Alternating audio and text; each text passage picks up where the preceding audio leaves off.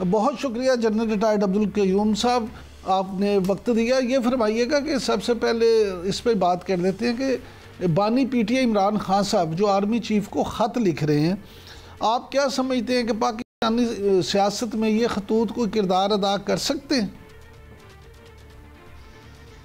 देखें, ये बड़ी बदनसीबी है हमारी पाकिस्तान की कि हम एक आर्म फोर्सेस के अदारे को, जो कि कौमी अदारा है और जिसका काम नेशनल सिक्योरिटी और कौमी सलामती से मुंसलिक है, और जो किसी एक जमात का या एक पार्टी से अलाइन नहीं है, किसी एक सूबे से अलाइन नहीं है, उसको हम कंट्रोवर्शियल बनाते हैं, उसको एंगेज करके। आपको याद होगा कि इन्होंने तहरीक इंसाफ के लोगों ने पहले भी यही किया 2018 के इलेक्शन से पहले कि वो आने वाले हैं और उनके साथ ये करेंगे वो करेंगे, और फिर उनको इम्प्लिकेट किया, फिर ये आरटीएस डाउन हो गया। फिर आप ये देखें कि बाद में वो कहते हैं एक पेज पे है, फिर ये फ़ोटो इशू करते रहे लान में बिठा के चीफ को भी और साथ दीजिए ईसाई को फौरी तौर पे एक इम्प्रेशन क्रिएट करने के लिए। फिर कहा कि हमारा जो लीगल एस्पेक्ट्स हैं उस पे भी हम इनसे मदद लेते रहे हैं, हम एक पेज पे हैं। लेकिन फिर जब नो कॉन्फिडेंस हुआ तो फिर दूसरी तरीके से उनको बदनाम शुरू कर दिया कि ये तो हमें काम नहीं करने देते थे। अनफॉर्चुनेटली दुनिया के किसी मुल्क में ऐसे नहीं हुआ, और यहाँ तक कि फिर म्यूटनी की कॉलें देनी शुरू कर दी और डायरेक्टली अटैक करना शुरू कर दिया फौज पाकिस्तान पे, जो कि कभी नहीं हुआ था। तो अभी ये खतूत लिखने भी एक बाइस बदनामी है। देखिए, खतूत आप क्यों लिखते हैं? आप पार्लियामेंट के फ्लोर पे आए, आपके लोग ऑलरेडी उधर हैं, आपकी एक सूबे की हुकूमत है, आपने सारी पोस्टें ली हुई हैं, आपके लोग तनख्वाहें ले रहे हैं नेशनल एक्सचेकर से, और आप बैठ के बात आपस में करें और ये तलकीन करें कि अफवाज पाकिस्तान को इन्वॉल्व न करें सियासत के अंदर, और अगर कोई माजी में हुआ भी है तो उसकी ऐसी यकीनदानी कराएं कि आइंदा वो ना हो। तो मेरा मतलब है, एक जो मुहिब वतन पाकिस्तानी हैं, जो एक स्टेट्समैन है, जो दूररस सोच के हामी लोग हैं, वो तो इसी तरह सोचेंगे ना कि माजी में गलतियां तो हुई हैं, मार्शल लॉ लगे हैं इधर उधर, लेकिन के अंदर सिर्फ फौजियों का कसूर नहीं था। दयानतदारी से बाखुदा अगर आप सोचे, हर तबके फिक्र के लोग हैं। सबसे बड़े बड़े बैरिस्टर्स ने फौजी इन्वॉल्वमेंट इन पॉलिटिक्स को रेगुलराइज किया।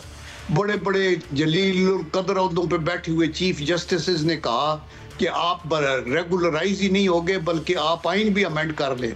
जस्टिस सिरदा जो है उन्होंने कहा।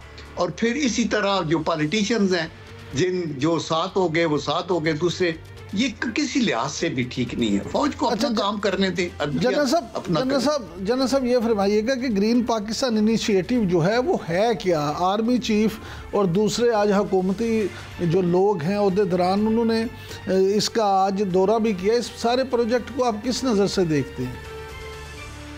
देखिए, ऑफ कोर्स उसके अंदर आप ये देखें कि अफवाज पाकिस्तान का एक ताल्लुक तो कौमी सलामती से ओवरऑल है, लेकिन कौमी सलामती का एम्ब्रेला बहुत बड़ा है और उसके अंदर मईशत की खुशहाली बहाली भी बड़ी ज़रूरी है। अगर वो नहीं हो तो आपका डिफेंस कमज़ोर होगा और फिर आप वो अपना किरदार अदा नहीं कर सकते जो करना है। आपका 6-7 बिलियन डॉलर का अगर बजट है और आपके दुश्मन का 75 बिलियन डॉलर है तो आपने कुछ तो करना है। तो इसलिए आर्मी कोऑपरेट कर रही है इकोनॉमिक्स के अंदर, और ग्रीन पाकिस्तान के लिए कोशिश उनकी यही है कि एक तो ये जो हमारा क्लाइमेट चेंज की वजह से जो प्रॉब्लम्स आ रहे हैं उसके लिए हम कोशिश ये करें कि गाड़ियां वो हों जिनके अंदर से ये कार्बन डाइऑक्साइड ना हो, बिजली पे चलें, प्लस आप एग्रीकल्चर पे जोर दें, पाकिस्तान के अंदर ग्रीनरी को बढ़ाया जाए, इंडस्ट्री को ऐसा तरीके से किया जाए कि पोल्यूट ना करे एनवायरनमेंट को। और इस सिलसिले के अंदर पाकिस्तान के अंदर हुकूमत और ये अदारे मिल के आगे चल के तो मुल्क को खुशहाल करना चाहते हैं।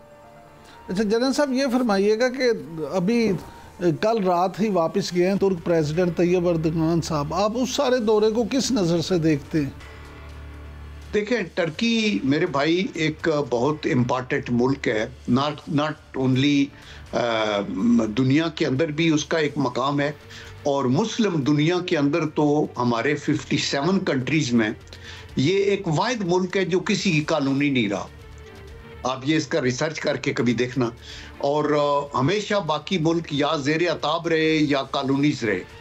इनका एक अपना रोल है ऑटोमन एम्पायर। और हमारा जो रिश्ता है मुसलमानों का नॉर्थ वेस्टर्न इंडिया के अंदर, जो प्रेजेंट डे पाकिस्तान है, पाकिस्तान बनने से पहले और टर्किश रिपब्लिक बनने से पहले हमारा तुर्क भाइयों के साथ मुसलमानों का ताल्लुक वास्ता था। उधर ऑटोमन एम्पायर थी और इधर हिंदुस्तान जो है हम कॉलोनी थे ब्रिटिश की। तो फिर भी खिलाफत मूवमेंट में भी हम आगे थे, तो हमारे बड़े डीप रूटेड।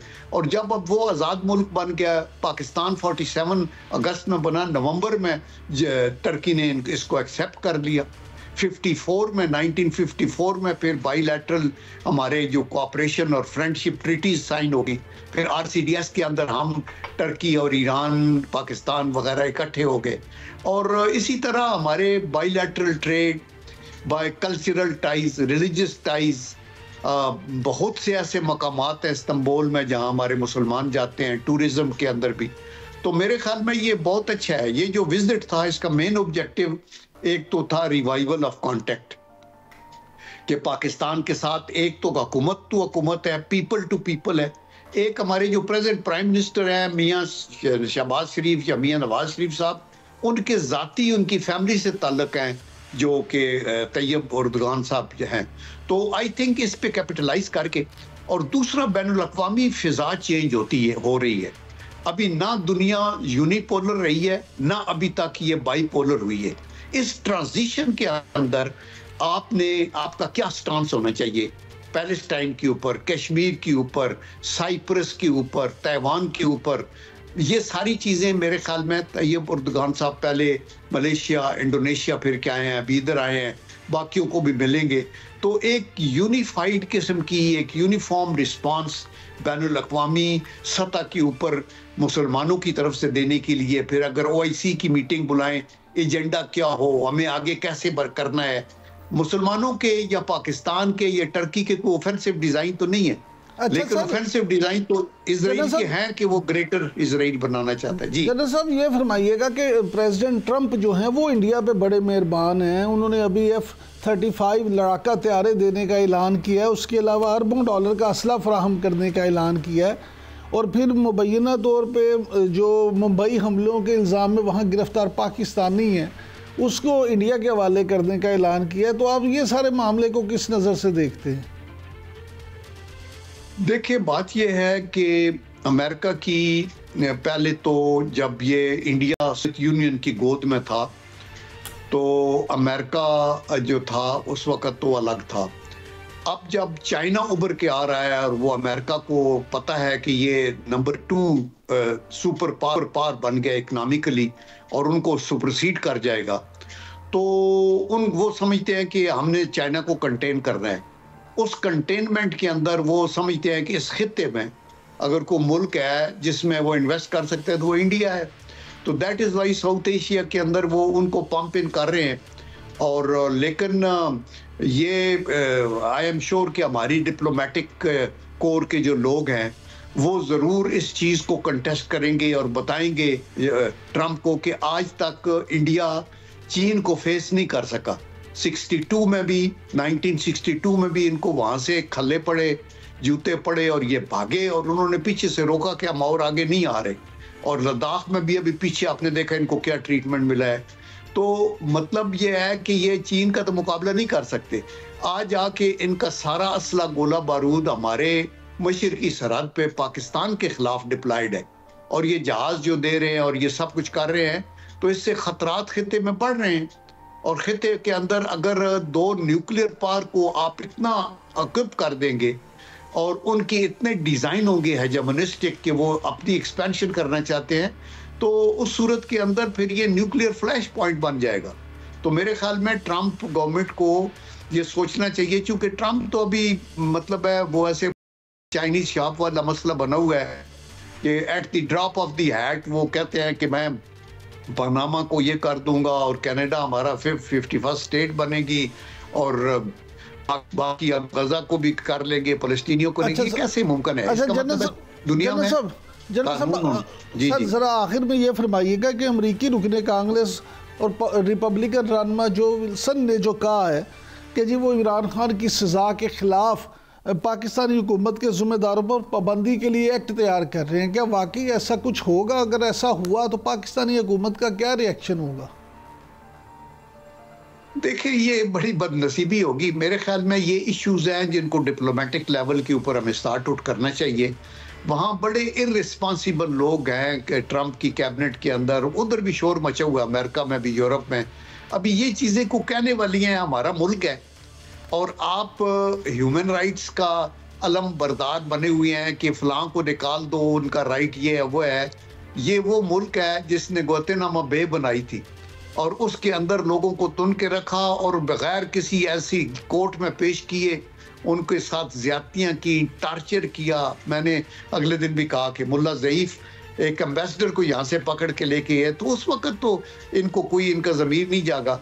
आज हमारे मुल्क के अंदर मसाइल हैं, इससे पहले बाकी लीडर अंदर थे, अब अगर इमरान खान साहब अंदर हैं, उनके पास सामने कोर्ट्स हैं, वो अपने मसाइल को हल कर सकते हैं। ये हुकूमत का काम तो नहीं है किसी को बाहर करना या अंदर करना, वो तो लॉ ऑफ द लैंड है। तो मेरे ख्याल है ये इररिस्पॉन्सिबल स्टेटमेंट्स हैं अमेरिकन लीडर्स की तरफ से। बहुत शुक्रिया जनरल साहब।